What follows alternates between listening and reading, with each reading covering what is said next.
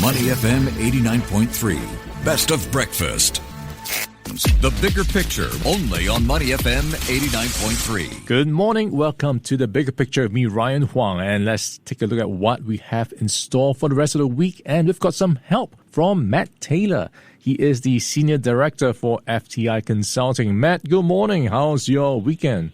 Good morning. Very nice, thanks. Hope yours was too. Very nice to hear. Now, let's get into it. So we had a bit of a pretty lackluster session last Friday on Wall Street. So how's that setting up for Asian markets in the days ahead? Yeah, a bit of a directionless day for the markets today to begin the fresh trading week after we had a muted close for Wall Street on Friday. The Dow ending lower by around about 0.4%. The S&P 500 was flat. The Nasdaq, though, making gains of about 0.4%.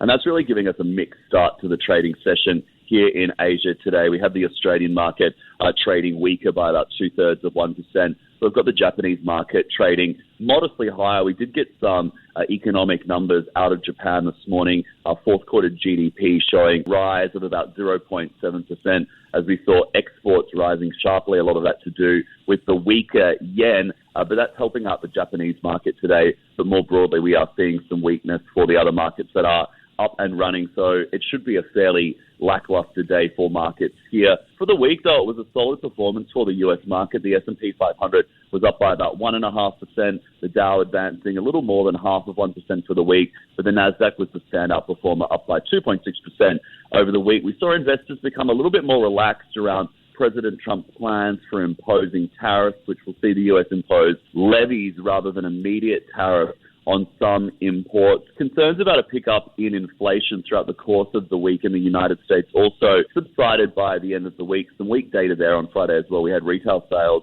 for the month of January falling more sharply than expected, off by 0.9% in that month of January against the expectation for a decline of 0.2%. So a bit of a mixed bag on the economic picture front in the US, but we did have a positive week for markets. Asian markets will be kind of trying to find their feet today. Like you outlined so far, a bit of a lackluster start. And in focus, I suppose we could take a look at currencies, in particular the Australian dollar and the Kiwi dollar. So we've got the central banks there in action. What are we watching out for here? Yeah, we've got two big central bank decisions due out this week in Australia and in New Zealand. But let's start with Australia because this is a big one where we could finally see the Reserve Bank there start to ease with a 25 basis point rate cut, and it would be the first time that interest rates have been cut since November of 2022. So the first easing in this cycle that we're starting to see around the world.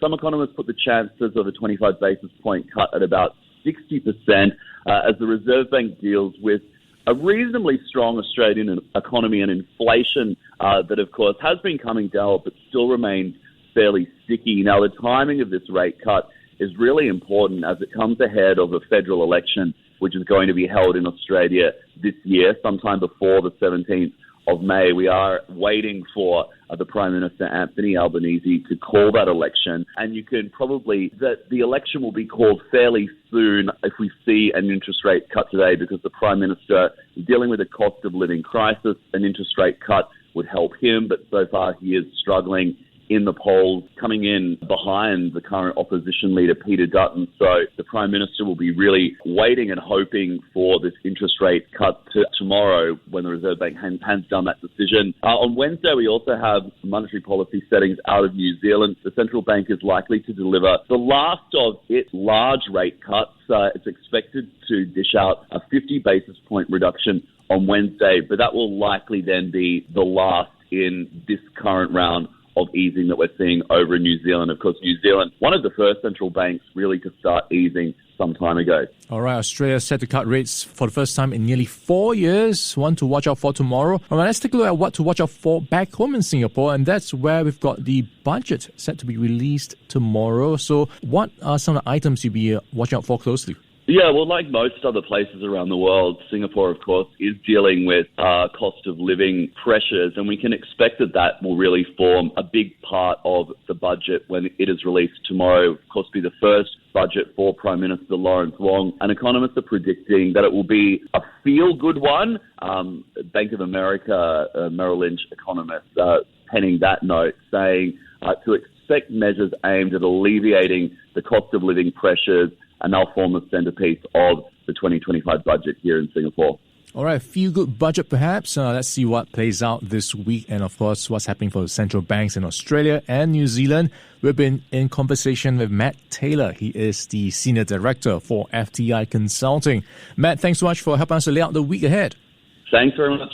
All right, catch up again soon. Stay Money FM 89.3. Before acting on the information on Money FM, please consider if it's suitable for your own investment objectives, financial situation, and risk tolerance. To listen to more great interviews, download our podcasts at audio.sg or download the audio app. That's AWEDIO, audio at the App Store and Google Play.